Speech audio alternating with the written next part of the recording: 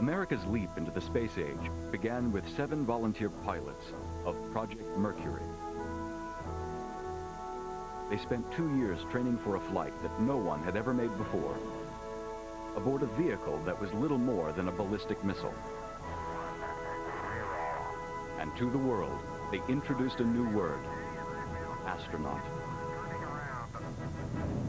Oh, that view is tremendous.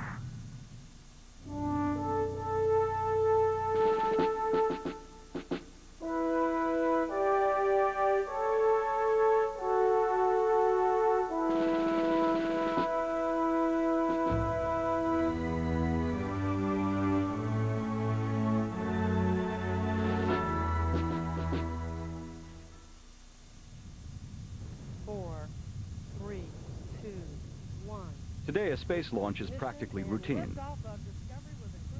The United States Space Shuttle flies with such frequency that its missions seem almost commonplace and attract little public attention. Roger, roll, Discovery. To most Americans, a shuttle's orbital flight is just another trip around the block. It's hard to imagine what it was like in the 1950s, when putting a man in space was still science fiction. The astronaut of today is the Buck Rogers of yesterday. Right now, that's in the cap, page 3-20. By the late 1950s, however, the world stood at the edge of a new era, waiting for someone willing to take the first step. Rendezvous, we're go, Fido, go. In the fall of 1957, Soviet technicians were making the final adjustments to a large metal sphere they called Sputnik. On the morning of October 4th, it was placed in the nose of a powerful rocket and launched into space.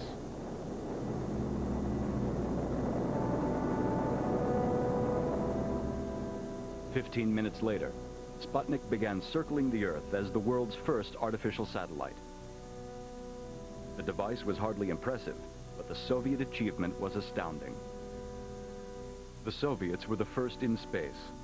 It was one of the greatest propaganda coups of the Cold War.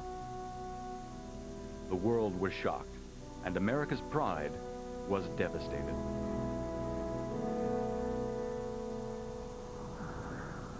The United States could hear Sputnik's radio signal each time it passed overhead while in orbit. The indignity of playing second fiddle to the Soviets was unacceptable. So in July of 1958, President Eisenhower signed a bill in Congress to create the National Aeronautics and Space Administration, NASA, which would lead America's scientific exploration of space. NASA's first priority was to investigate the feasibility of manned spaceflight. The reasoning was simple. If the Russians had put the first satellite in orbit, then America must be the first to put a man in orbit. And so Project Mercury was born.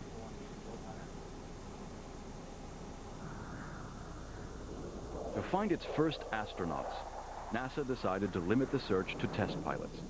The agency wanted college-educated professionals who'd been screened for security.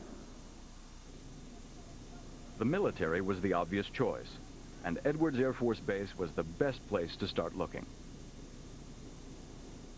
150 miles northeast of Los Angeles, at the edge of the Mojave Desert, Edwards boasted some of the best pilots in the country.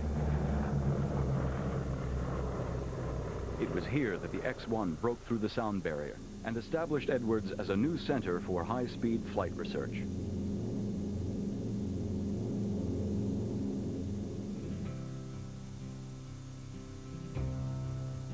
To fly at Edwards was every test pilot's dream. But only the best and brightest would make it here. Edwards test pilots were highly skilled and intelligent men. They possessed keen instincts and fierce determination. And they all shared a special brotherhood of pride and honor. These were all qualities required of the first astronauts. So when the call came to volunteer for Project Mercury, with a chance to fly in the most advanced and dangerous craft in the world, most test pilots couldn't resist. Over 100 pilots met the initial qualifications. Of those, 36 were selected to endure the first round of medical tests at a private facility in Albuquerque, New Mexico, called the Lovelace Clinic. On April 9, 1959, NASA introduced 7 young pilots to the national press as the astronaut volunteers of Project Mercury. Before a room full of reporters and photographers, the men on stage were presented as national heroes. NASA understood the value of good publicity, and the press ate it up. Each pilot possessed qualities that were best suited for America's first astronauts. On the professional level, they boasted impressive military careers. On the personal level, they led model lives as husbands and fathers. As a group, they formed NASA's dream team. They were Donald Slayton, Alan Shepard, Walter Schirra, Virgil Grissom, John Glenn, Gordon Cooper, and Scott Carpenter. Donald Slayton, better known as Deke, was an Air Force captain. He flew in World War II and was one of the top test pilots at Edwards Air Force Base. Virgil, or Gus Grissom, also an Air Force captain, had flown in combat against Russian MiGs in the Korean War before becoming a test pilot. Gordo Cooper, the 3rd Air Force officer, was a captain, and like Slayton, he flew at Edwards. Alan Shepard, a lieutenant commander in the Navy, had earned a reputation for his expertise in aircraft carrier landings. At the Navy's test pilot school at Patuxent River, Maryland, he test flew the Navy's fastest and deadliest combat aircraft.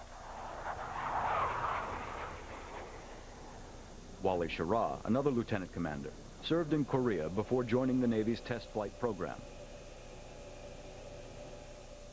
Scott Carpenter, a Navy lieutenant, was also a veteran of the Korean War. And John Glenn, a Marine lieutenant colonel, had served in both World War II and Korea. He'd flown nearly 150 combat missions and was responsible for downing 3 Russian MiGs. 7 seasoned test pilots, delirious from the frenzy of light bulbs, cameras, and questions. The Mercury 7 would become overnight heroes, the new hope for leading America into space and leaving the Russians behind. Living up to that responsibility would be their greatest challenge.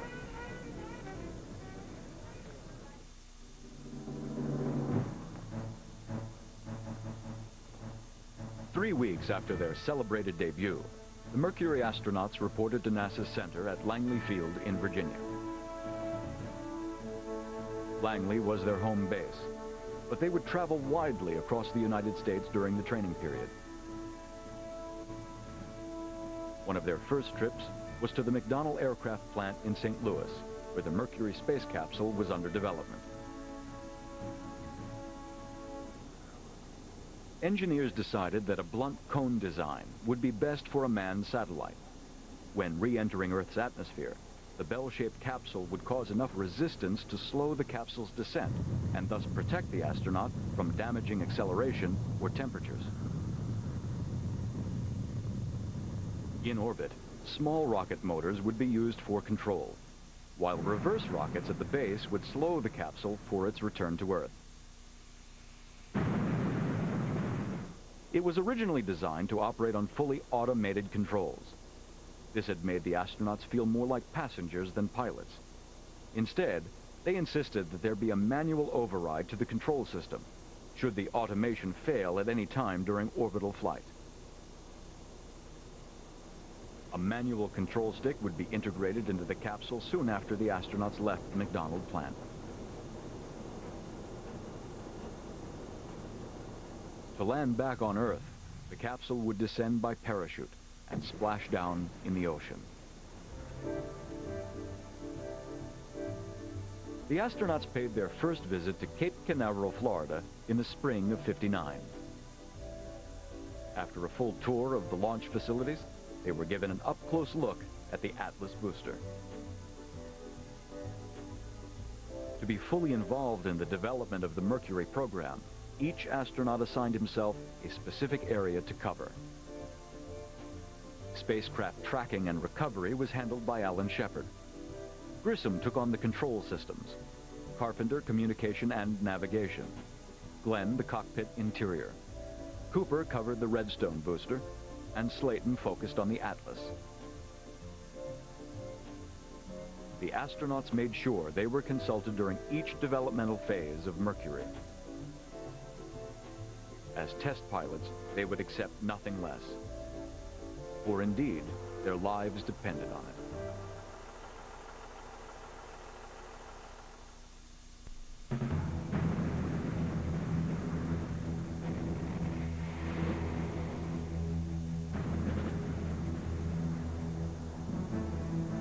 The Soviet Union was determined to put a man in orbit before the Americans. The Mercury astronauts had little time to worry about the space race. Besides, information on the Soviet program was sketchy at best. Instead, they got on with their work and seldom looked over their shoulders.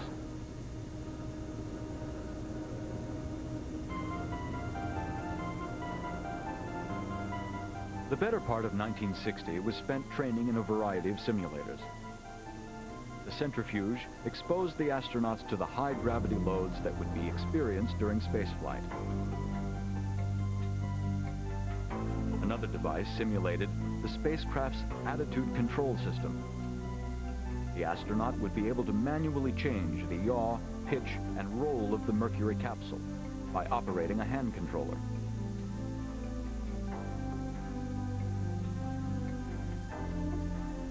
A multiple axis spinner was designed to simulate the conditions of a spacecraft tumbling out of control.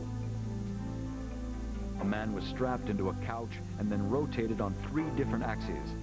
With a control stick, the astronaut had to dampen the motion in each axis and restabilize the whole contraption.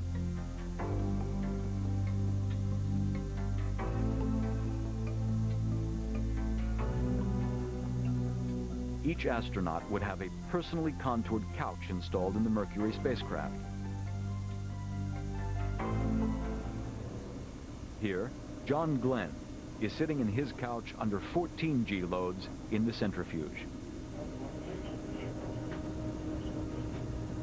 Alan Shepard, as he experiences the G loads of an emergency abort and landing.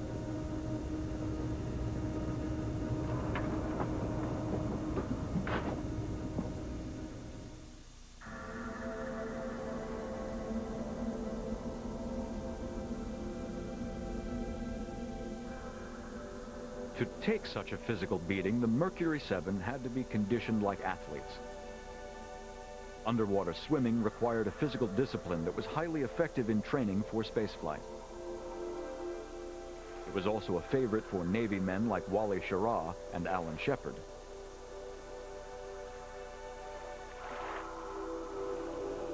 Weightlessness could be duplicated in an aircraft for just under a minute by flying in a powered parabolic curve.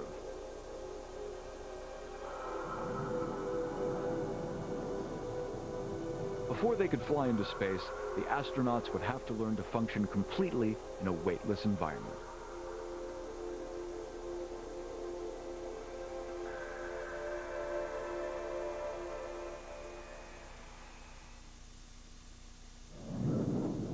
Until 1950, Cape Canaveral had been little more than a narrow strip of marshland.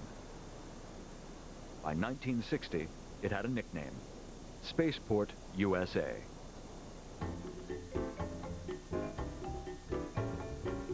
The Mercury 7 picked up their bags once more and relocated to the Cape. Towns like Cocoa Beach were growing rapidly as neighborhoods began filling up with workers from NASA.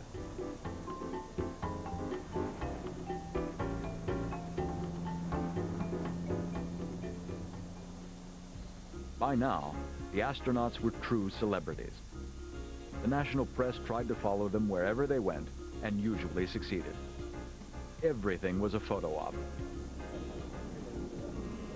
Most of them felt uncomfortable and awkward in front of cameras, but they were treated just like movie stars.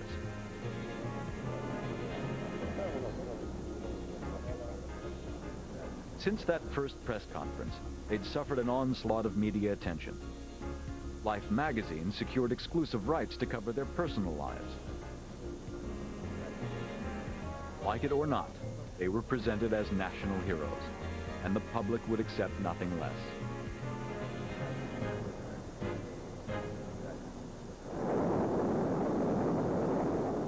Numerous failures in flight tests were plaguing the Mercury project.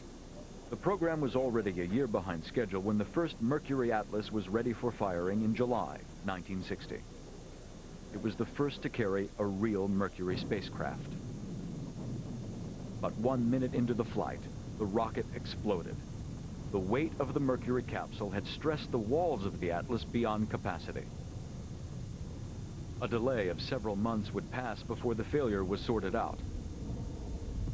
A delay the American space program could not afford.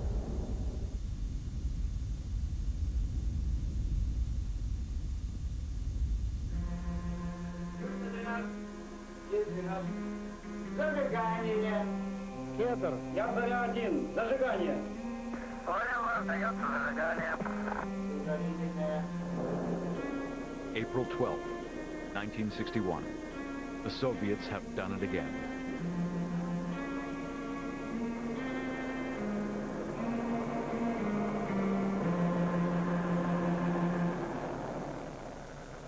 Russian cosmonaut Yuri Gagarin is thrust skyward aboard a giant 5-stage booster high above the plains of Central Asia.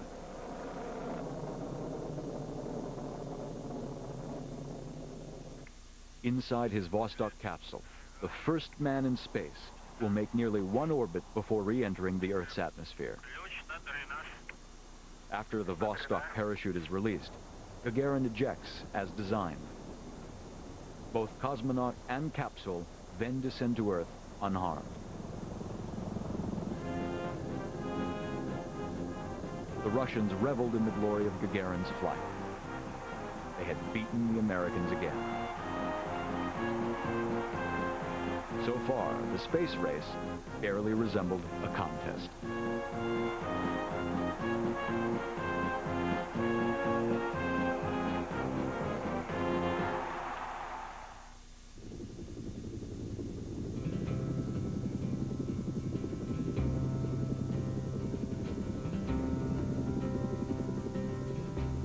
The Mercury 7 spent a week in the deserts of Nevada for survival training in July 1960. By now, they'd become a tight-knit group, secure in the knowledge that, together, they were treading a new path of discovery and becoming good friends along the way.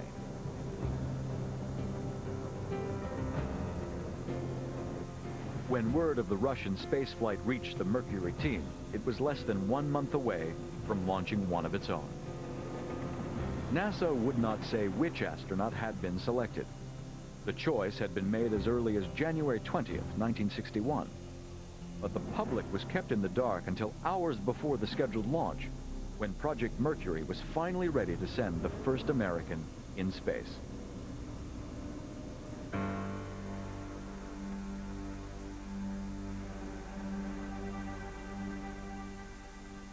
The moment of truth arrived on May 5th, 1961. The Mercury astronaut appeared in his silvery spacesuit just before dawn. 6 stories up, his Mercury spacecraft was perched above the Redstone booster. The astronaut was Alan Shepard. He had begun the morning just after 1 a.m., with breakfast and a full physical examination. By 5:30, he would be inside the spacecraft. Each of the other 6 astronauts had their roles to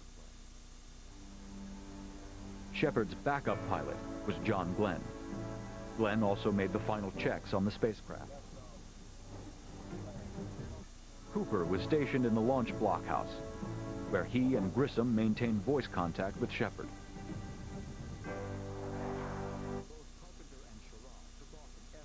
F-106s to make aerial observations of the flight.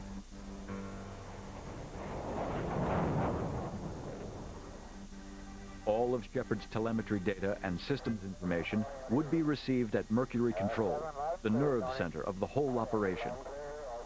Here, Deke Slayton would be the capsule communicator, or during the entire flight. This was actually the third launch attempt. Bad weather had canceled the first two tries.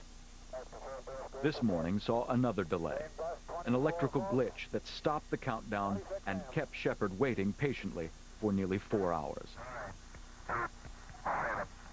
Finally, the countdown resumed, and at 9:49 a.m., it reached 0.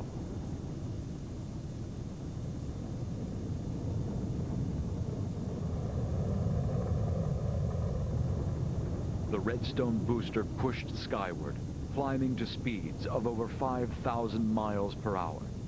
Shepard was pressed back into his seat by the tremendous force. Vibration in his spacecraft was severe. He could barely read the instruments as the rocket climbed to over 100 miles above the Earth.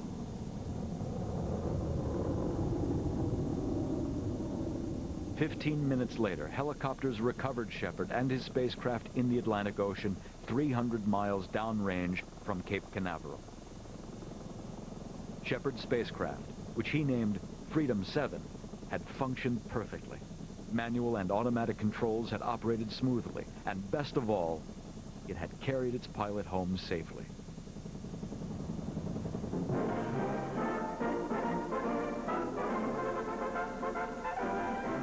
President John F. Kennedy decorated Alan Shepard at the White House and hailed him as America's space pioneer. I thought that last Friday was a thrilling day. Today even surpasses last Friday. And as a matter of fact, I got far less sleep last night than I did the night before the flight. Washington, D.C. cheered Shepard on the streets. NASA had delivered on its promise to send a man into space. But there were 6 more astronauts, each awaiting his own chance to become a hero. Project Mercury scheduled the next flight for July 1961.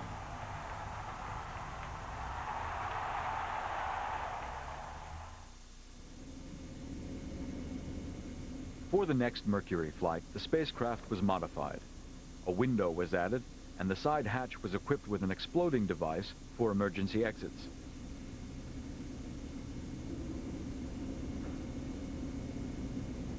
Gus Grissom was the second astronaut to fly. His spacecraft, called Liberty Bell 7, was launched aboard a Redstone booster. Like Shepard, Grissom made a suborbital flight. Reaching an altitude of 118 miles, he crossed the threshold of space in a wide ballistic arc. The flight went perfectly, but within minutes of his return, disaster would strike. Grissom's spacecraft passed through Earth's atmosphere without incident. The parallels to Shepard's flight were impressive. Liberty Bell 7 reached the recovery area and splashed down without error. It was a pretty hard hit, even with the air-cushioned landing bag.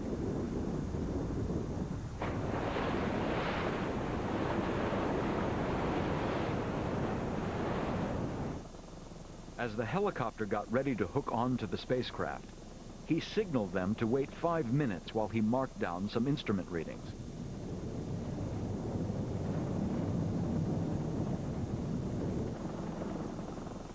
Five minutes had passed. The chopper hooked onto the spacecraft. Normal procedure called for lifting the capsule out of the water. The astronaut would then open the hatch, climb out, and grab onto a harness to be hauled aboard the helicopter. But suddenly, the explosive hatch blew prematurely before the chopper had begun lifting. Water started pouring into the spacecraft, and Grissom scrambled out. As the chopper strained to lift the overloaded capsule, the astronaut's spacesuit began taking in water. Grissom was about to drown. A second helicopter moved in to save the astronaut. While Grissom struggled into the harness, the first chopper, overtaxed by 1,000 pounds, appeared to be failing. Finally, Grissom was hauled to safety. But his spacecraft, Liberty Bell 7, was lost. 38 years would pass before it would finally be recovered.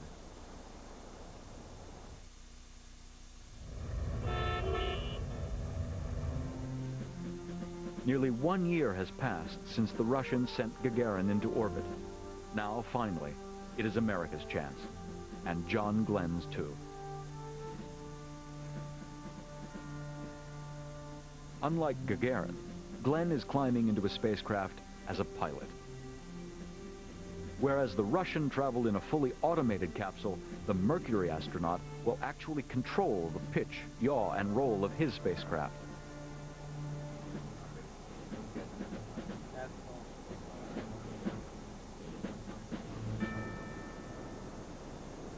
The public support is overwhelming. National TV news crews and over 600 reporters have endured the numerous delays to witness the launch.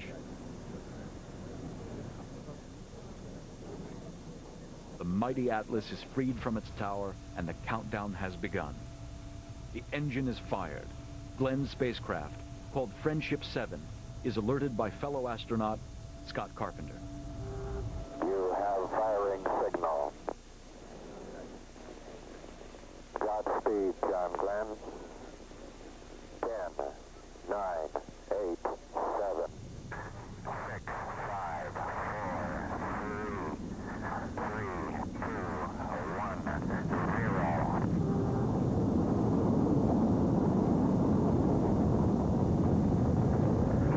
Roger, the clock is operating. We're underway. Roger, we're programming and roll okay. Nearly 360,000 pounds of flaming thrust hurls the astronaut skyward. Mission Control watches the rocket approach Max Q, maximum dynamic pressure, where the forces of flight and ascent are strongest. The Atlas rattles under the pressure. Roger, you feel Max Q, flight path is... Roger, feels good through Max Q and smoothing out real fine. Soon, Friendship 7 will separate from the booster engine. Then, Glenn and America will be in orbit. Sky looking very dark outside.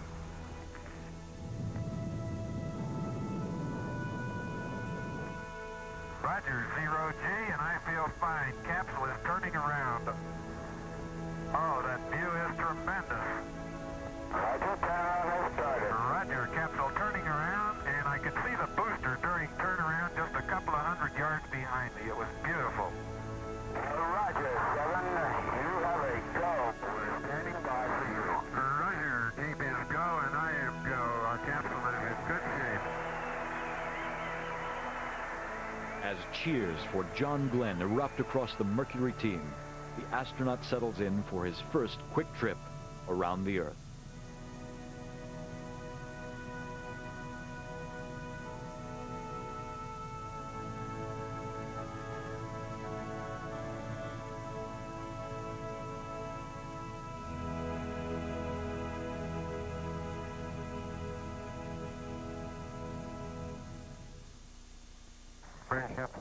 Friendship 7, this is California Comtech, do you read, over? As John Glenn circles high above the Earth, his fellow astronauts maintain constant communication. California Capcom, ready to land clear, John. Roger, receiving. You're much better now. This is Mercury Control. It will take Friendship 7 only 88 minutes to circle the Earth. 5 miles are covered every second. Glenn makes numerous system checks and reports them back to Earth. The spacecraft is operating perfectly. Excellent. Very good. No problems at all so far on control. Roger. Back at Cape Canaveral, Mission Control has received a warning signal indicating that the heat shield of Friendship 7 might be loose. If Glenn re-enters the atmosphere without this protective shield, he and his ship will burn up. The signal on the ground may be an error. Glenn's spacecraft reports that systems are normal. Shepard, Slayton, and the rest of the control team cannot be sure, but they must think fast. Re-entry will occur in less than 4 hours.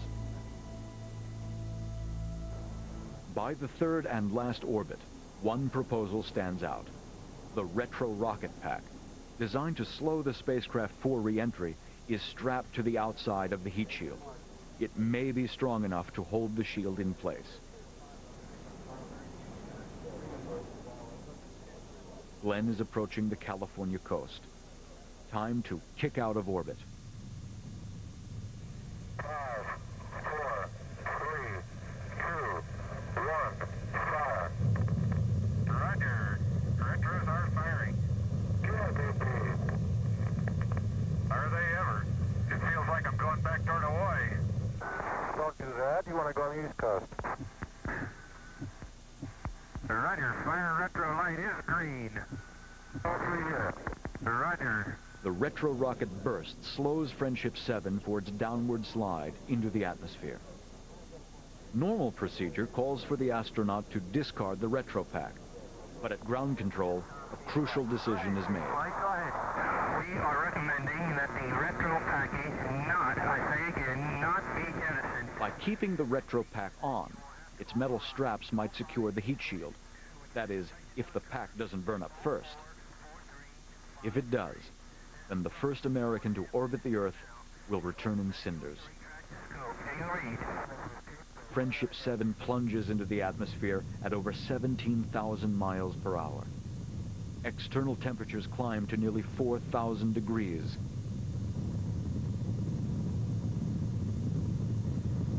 Friendship 7, a real fireball outside. They cannot hear him. A layer of ionized air has enveloped the spacecraft, blocking any communication. They feel helpless. All they can do is wait, together, while their friend is alone.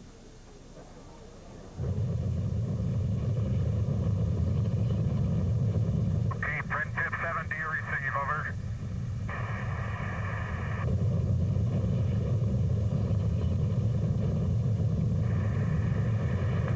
Okay, we're through the PT now. I was about on time. Alan Shepard on Capcom keeps calling for the astronaut. Friendship 7, this is Cape. Over. Friendship 7, this is Then, out of the silence, All right, you're reading you loud and clear. How you doing? My condition is good, but that was a real fireball, boy. I had great chunks of that retro pack breaking off all the way through. 7, this is Casey. Here is. You will be within 1 mile of the uprange destroyer. Recovery weather is very good. Roger.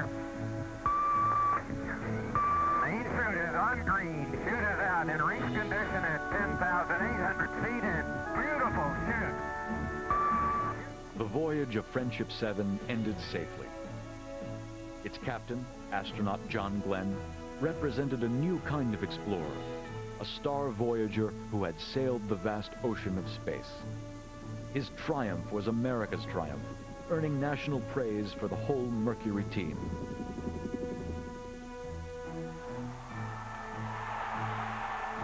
John Glenn received a hero's welcome everywhere he went. New York had not seen such a celebration since Charles Lindbergh's flight across the Atlantic. Right now, the gantry is being pulled back from the bird. The big silver Atlas rocket will be standing. Mercury continued to make orbital flights through the spring of 1963, with each astronaut blazing a new trail for America. Scott Carpenter made Mercury's second orbital flight. Like John Glenn, he would circle the Earth 3 times. But Carpenter's mission would include scientific experiments. It was time to put man to work in space. Scientists at NASA were eager to use Carpenter's spacecraft, which he named Aurora 7, as a platform for scientific observations.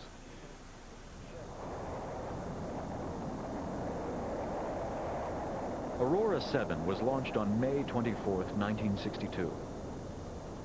Carpenter performed a variety of experiments that included photographing the Earth's horizon and studying the limitations of color perception in space.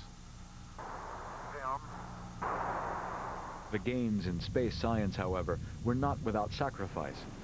Overworked with his experiments, Carpenter kicked out of orbit 3 seconds too late and overshot the planned recovery area by 250 miles. The USS Intrepid that one of the ships on jet helicopter. Nearly 3 hours had passed before the astronaut was located and hauled aboard the search helicopter. Astronaut Scott Carpenter and is now proceeding towards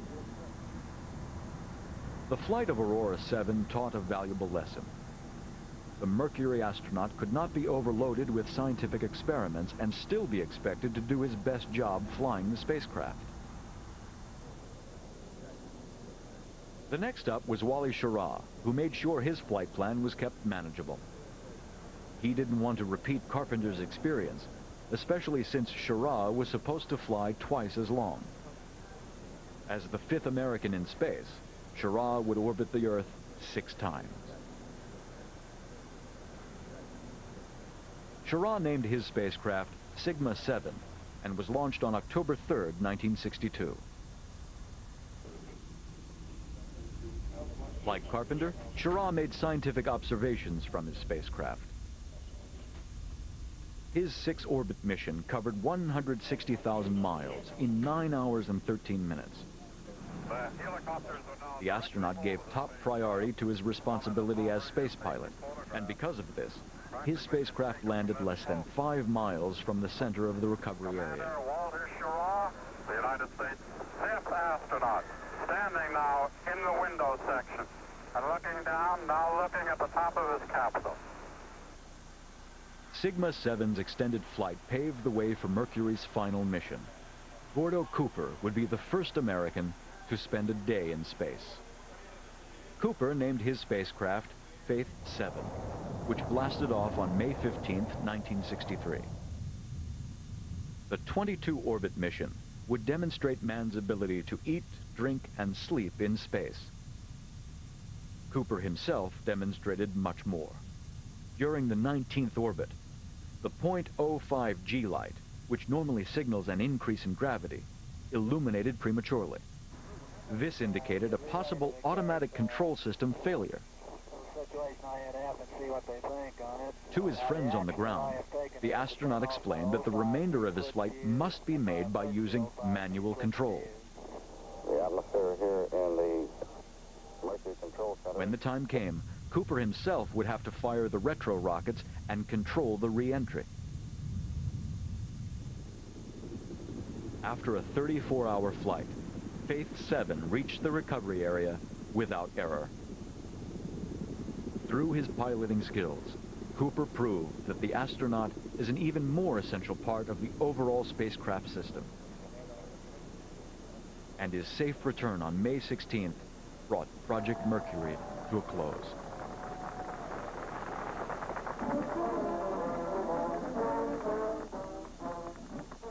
The end of Mercury marked a new beginning. Its success encouraged new goals and higher ambitions. We choose to go to the moon in this decade and do the other things, not because they are easy, but because they are hard. President Kennedy upped the stakes in the space race. America, he declared, must beat the Russians and be first to the moon. NASA produced Project Gemini, which paved the way for Apollo, the program that would fulfill Kennedy's pledge.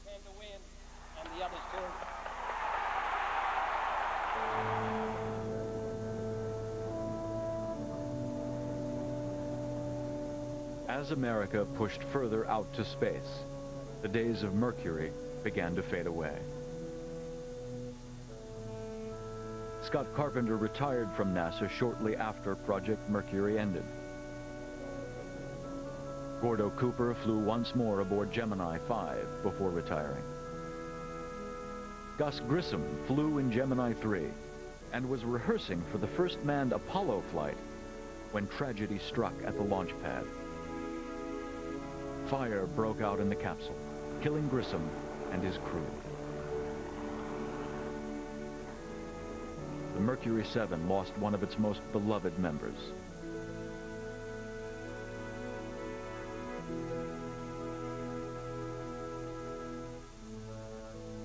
Wally Schirra flew aboard Gemini 6 and Apollo 7. The first American in space, Alan Shepard, made it to the moon aboard Apollo 14. Deke Slayton never got a Mercury flight. He was grounded for an irregular heartbeat.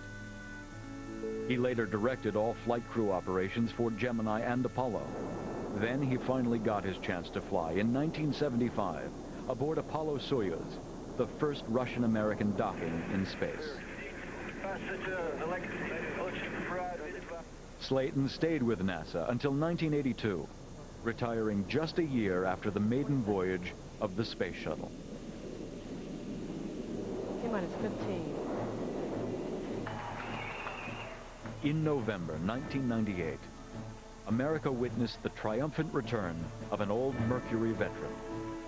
John Glenn volunteered once more to serve America's space program 36 years after the orbital flight of Friendship 7. 4, 3, 2, 1. The celebrated launch echoed the spirit of those first ventures into space, Astronaut heroes. when the hopes and dreams of all Americans rested on the shoulders of those 7 dedicated test pilots, the astronauts of Project Mercury.